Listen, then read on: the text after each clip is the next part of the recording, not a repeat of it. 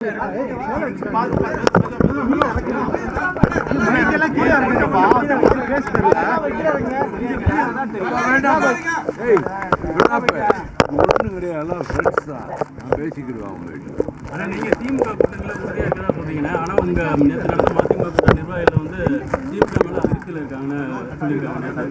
அதிருப்தி இருக்கதா யாரும் சொல்லலையே. இல்லையா அதிருப்தியா இருக்கான்னு யாரும் சொல்ல. பேரை சொல்லுங்க. இதெல்லாம் பொய் செய்தி.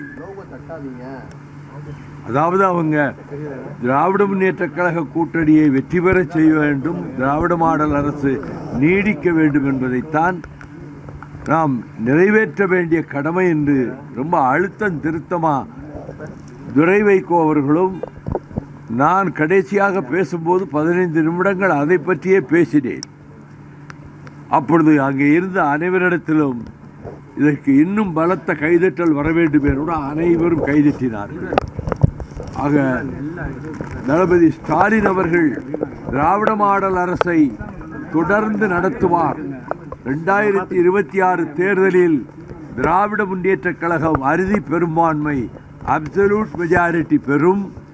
கூட்டணி அரசு என்ற பேச்சுக்கே இடமில்லாமல் போய்விடும். நான் அப்படி கூட்டணி அரசு வர வேண்டும் என்று விரும்பவும் இல்லை, தமிழ் மக்கள் ஏற்றுக்கொள்ளவும் மாட்டார்கள்.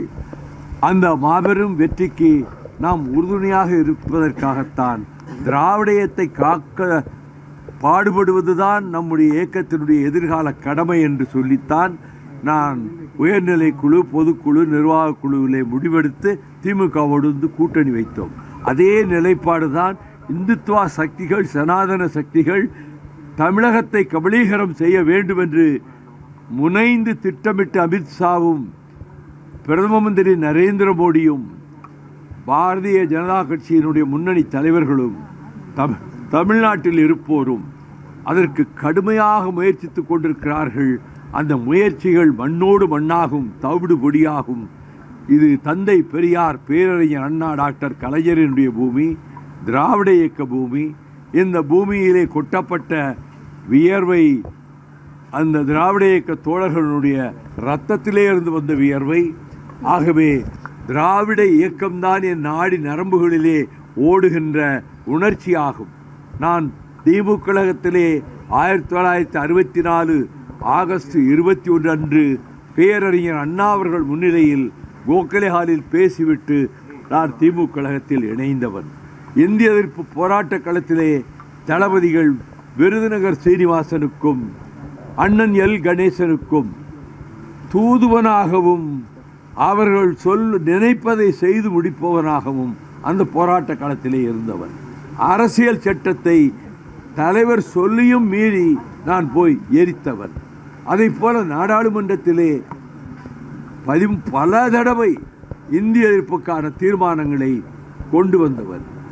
அது மட்டுமல்ல, நாங்கள் வாஜ்பாய் காலத்திலே கூட்டணி இருந்தபோது அந்த கூட்டணி கட்சிகள் எல்லாம் சேர்ந்து ஒரு நேஷனல் அஜெண்டா, ஒரு மெமரண்டம் தயார் செய்த போது முரசொலி மாறன் அண்ணன் அவர்களும் நானும் அதிலே கையெழுத்திட்டிருக்கிறோம். அதை முகப்பிலே வைத்திருப்பார்கள்.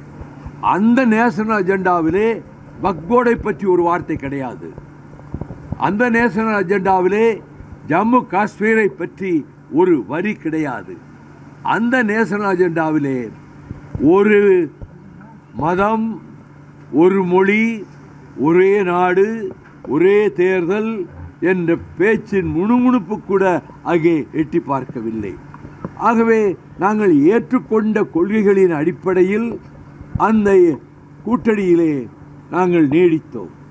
பின்னர் அதை விட்டு விலகி வந்த பிறகு நான் எங்கள் இயக்கத்தை நாங்கள் ஒரு தனி வழியிலே கொண்டு போனாலும் மக்கள் நல கூட்டணி வெற்றி பெறாத அந்த சூழலில் இந்துத்துவா சக்திகள் பலம் கொண்டு அவர்கள் தலைநகரை டெல்லியிலிருந்து வாரணாசிக்கு மாற்ற வேண்டும், இஸ்லாமியர்களுக்கும் கிறிஸ்தவர்களுக்கும் கொடுத்த வாக்குரிமையை பறிக்க வேண்டும், வாரணாசி தான் இந்தியாவின் தலைநகராக வேண்டும், இந்தியும் சமஸ்கிருதம் மட்டுமே இந்தியாவிலே அரசு ஏற்றுக்கொண்ட மொழிகளாக இருக்க வேண்டும் என்று ஒரு அகமதாபாத் பிரகடனத்தை அவர்கள் அலகாபாத் பிரகடனத்தை அவர்கள் வெளியிட்டார்கள், 32 பக்கம்.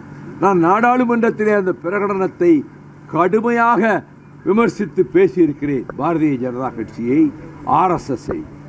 இன்றைக்கு அந்த ஆபத்து அதிகமாக இருக்கிற போது 61 ஆண்டுகள் என்னுடைய பொது வாழ்வின் பயணம், 30 ஆண்டுகள் திராவிட முன்னேற்ற கழகத்தில், 32 ஆண்டுகள் மறுமலர்ச்சி திராவிட முன்னேற்ற கழகத்தில், 62 ஆண்டுகள் என்னுடைய அரசியல் பயணம். லட்சியங்களுக்காகத்தான் நான் பாடுபடுகிறேன்.